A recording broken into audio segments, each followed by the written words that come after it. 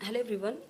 Last video में हमने देख लिया था हिंदी साहित्य में बुंदेली, कन्नौजी, ये सब हमने देख लिया था। यानी पश्चिमी हिंदी उपभाषा का हमने ब्रजभाषा, खड़ी बोली, बुंदेली, कन्नौजी देख लिया था। आज हमें देखना है हरियाणवी यानी हरियाणी।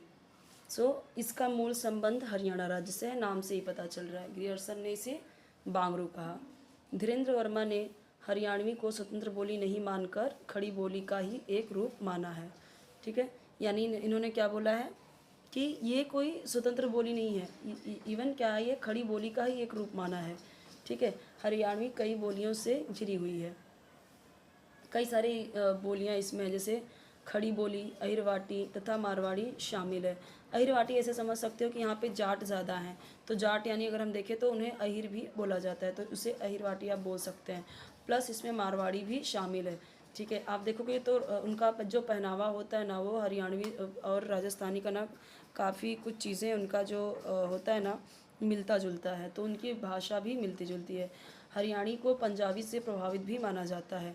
हाँ, तो क्योंकि पंजाब और हरियाणा आप देखोगे तो पास पास में है, तो वहाँ की भाषा, वहाँ की चीज़ें ना काफ़ी मिलती जुलती हैं। तो उस पंजाब के पास में तो पंजाबी से भी मिलती जुलती है।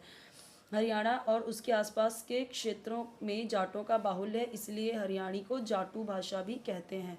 तो जाट से देखो वहाँ पे पहले भी आप कई सारे वीडियो में देख चुके हो कि क्षेत्र से भाषा और वहाँ के लोगों की जो जात है उसकी वजह से भाषाओं का नाम दिया गया। ठीक है, जगह के नाम की वजह से भाषाओं का नाम दिया गया।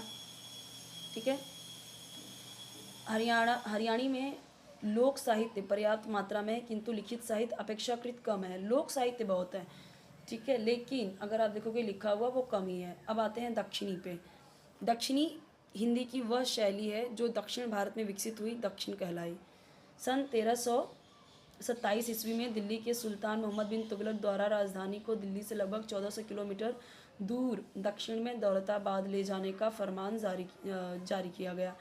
यहाँ पे समझिए, 1327 में दिल्ली के सुल्तान मोहम्मद बिन तुगलक द्वारा राजधानी को दिल्ली से लगभग 1400 किलोमीटर दूर दक्षिण में दौलताबाद, यानी उन्होंने क्या बोला कि दिल्ली से दूर राजधानी बनाएंगे। और कहाँ बनाया? दौलताबाद। ये फरमान जारी किया। इससे क्या हुआ? दिल्ली और आसपास के इलाकों के समस्त महत्वपूर्ण और अनेक सामान्य लोग, जिनमें राज दरबारी, मंत्री, सैनिक, व्यापारी, ज्योतिषी, शिल्पकार, सूफी संत तथा फकीर आदि शामिल थे, दक्षिण भारत जाकर बस गए। ये सब भारत जाकर, दक्षिण भारत। चूंकि अधिकांश लोगों की भाषा हरियाणवी या खड़ी बोली ही थी, अतः दक्षिण में भी इनके लिए सामान्य बोलचाल की भाषा वही रही। सूफी संतों तथा मुस्लिम फ़कीरों ने भी अपनी मूल भाषा, जिसमें अवधी, ब्रज, पंजाबी, हरियाणवी बोलियां तथा अरबी फारसी मिश्रित शब्दावली थी, इसमें ही उन्होंने क्या किया? धर्म प्रचार किया। इसी मिश्रित भाषा को कालांतर में दक्षिणी कहा गया। अब क्या समझ रहे हैं दक्षिणी से? दक्षिणी ये जो भाषा बोलते थे ना, तो ये जितने सारे ये सब लोग गए तो सब अपनी अपनी भाषा में बोलते थे। तो इनकी भाषा में सूफी संत और मुस्लिम फ़कीर ने भी अपनी मूल भाषा, जिसमें ये सब थी, अवधी, ब्रज, ठीक है, पंजाबी, हरियाणवी, ये सारी बोलियां और अरबी फारसी मिश्रित शब्दावली थी, उसमें ही उन्होंने धर्म प्रचार प्रसार किया। और इसी मिश्रित भाषा को बाद में क्या बोल दिया गया? दक्षिणी।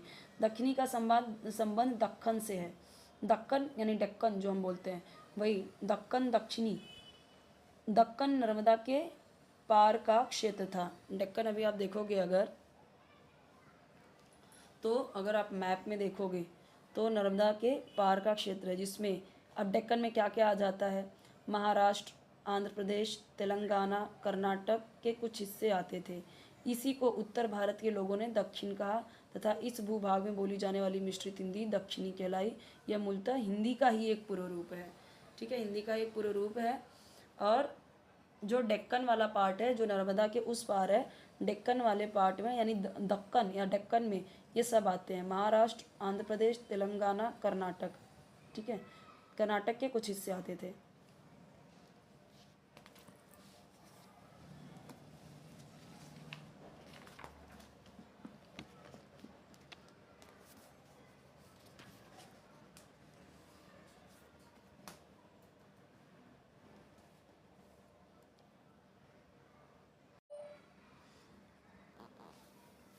धीरे धीरे दक्षिणी की पहुंच केरल और तमिलनाडु के इलाकों तक भी हो गई।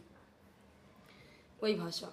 दक्षिणी का विकास दक्षिण के बहमनी तथा परवर्ती शासकों के संरक्षण में हुआ।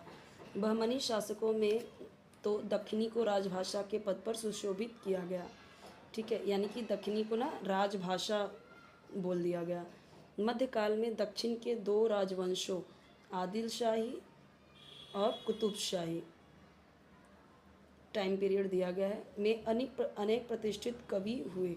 उनकी कालजयी रचनाओं के कारण ही इस काल को दक्षिणी का स्वर्ण युग कहा जाता है।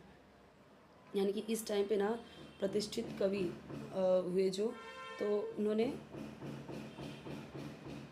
जब कुतुब शाही और आदिल शाह और कुतुब शाह जब दोनों ही का टाइम पीरियड था, तो कैसा था कि इनके टाइम पे बहुत बड़े बड़े कवि हुए और उनकी अच्छी अच्छी रचनाएं हुई और दक्षिणी में ही हुई, इन्हीं इसी भाषा में हुई, इसीलिए इसको स्वर्ण युग कहा गया, दक्षिणी का स्वर्ण युग। दक्षिणी आमतौर पर फारसी लिपि में ही लिखी जाती थी।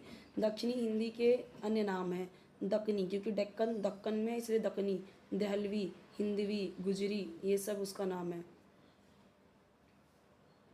हैदराबाद में दक्षिणी हिंदी का एक विशिष्ट रूप प्रचलित है जिसे हैदराबादी हिंदी कहा जाता है। दक्षिणी हिंदी को ही हैदराबादी हिंदी कहा जाता है। गुजरी इसका वह रूप है जो गुजरात के कवियों के साहित्य में प्रयुक्त है तथा जैसे कि मोहम्मद शाह कादरी के काव्य में। अब गुजरी क्यों हो गया? क्योंकि गुजरात के कवियों ने भी इसको यूज़ किया, इस भाषा को अपने काव्य में, इसलिए। और उसका एक एग्जाम्पल है मोहम्मद शाह कादरी का काव्य, ठीक है। दक्षिणी हिंदी के प्रमुख स्थान हैं आंध्र प्रदेश, कर्नाटक और मद्रास। दक्षिणी हिंदी की मुख्य उपबोलियां हैं गुलबर्गी, बीदरी, बीजापुरी, हैदराबादी। दक्षिणी की अधिकांश गद्य रचनाएं मुस्लिम सूफी संतों तथा फ़कीरों द्वारा की गई हैं, ठीक है। तो अधिकांश रचनाएं मुस्लिम सूफी संत और फ़कीर ने किया है, लिखा है। यहाँ पे भी हमें एग्जाम्पल मिला ना, जो उनका काव्य है मोहम्मद शाह कादरी के काव्य में। दक्षिणी की, हाँ, इसमें ख्वाजा बंदा नवाज, गेसुदराज, शाह मीरा जी, शाह बुरहानुद्दीन जानम, शरीफुद्दीन बू अली कलंदर, सैयद हुसैन अली, मोहम्मद शाह कादरी, मोहम्मद शरीफ, ये सारे प्रमुख हैं, ठीक है। इनके नाम भी याद कर लीजिए। गद्य के विकास को 3 चरण में बांटा गया है। दक्षिणी हिंदी के गद्य की प्रारंभिक काल, मध्यकाल, उत्तरकाल। टाइम पीरियड देखिए दिया गया है, सिंपल है। यहाँ पे यहाँ से स्टार्ट करना है 13 से 14, 1 साल। फिर 14 से 1401 से लेके 1687 तक, फिर 1688 से लेके 1850 तक, ठीक है। प्रारंभिक गद्यकाल का सर्वाधिक प्रसिद्ध नाम ख्वाजा बंद नवाज गेसुदराज 1318-1422 ईस्वी है। मध्यकाल में सुप्रसिद्ध गद्यकार मुल्ला वजही हुए। तीसरे चरण उत्तरकाल के लेखकों ने भी मुल्ला वजही की ही परंपरा को आगे बढ़ाया। इनमें सैयद हुसैन अली खान का नाम विशेष रूप से उल्लेखनीय है।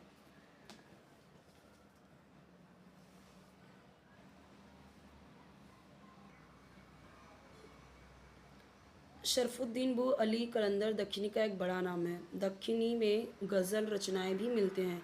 कुली कुतुब शाह की प्रसिद्ध गज़ल की पंक्तियाँ, अब यहाँ से आपको समझ में आएगा कि दक्षिणी भाषा कैसी है। जैसे देखिए, पिया बाज प्याला पिया जाए ना, पिया बाज एक पल जिया जाए ना, मैं कैसे पिया बिन सबरी करूँ, खया जाए अमा किया जाए ना, नहीं इश्क जिस वह बड़ा कूड़ है, कंघी उससे मिल बसिया जाए ना, कुतुब शाह न दे मुंज दिवाले को पंद, दिवाले को कूच कर दिया जाए ना। तो खड़ी बोली दक्षिणी हिंदी के सर्वाधिक निकट मानी जाती है।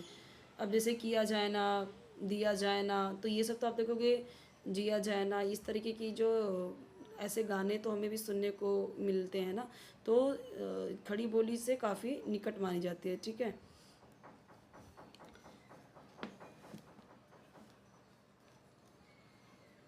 नेक्स्ट, बुरहानुद्दीन जानम इरशादनामा में दक्षिणी को हिंदी बताते हुए कहते हैं, ये बस बोलो हिंदी बोल, पंतु अनुभव खेती खोल।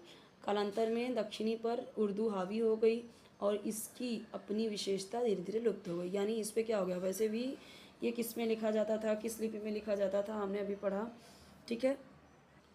हमने पहले देखा कि फ़ारसी लिपि में लिखी जाती थी, तो फिर धीरे धीरे क्या हुआ कि दक्षिणी पे ना उर्दू हावी हो गया और धीरे धीरे जो दक्षिणी थी उसकी विशेषता ही लुप्त हो गई। अब हमने देखा कि दक्षिणी में कौन कौन सी भाषा का हमने देखा कि उसमें मिक्सअप था वो। तो हमने देखा ब्रज था, अवधी, पंजाबी, हरियाणवी, ये सब वो बोलते थे और फिर इसका ही मिक्स करके फिर यही दक्षिणी हिंदी हो गया। फिर उसमें धीरे धीरे बाद में उर्दू ज़्यादा हावी हो गया और फिर धीरे धीरे ये जो था वो ख़त्म हो गया। अब दक्षिणी हिंदी की विशेषताएं क्या हैं और हिंदुस्तानी क्या है वो हम देखेंगे नेक्स्ट वीडियो में। इसके अलावा आपको कोई वीडियो चाहिए कमेंट सेक्शन में बताइए।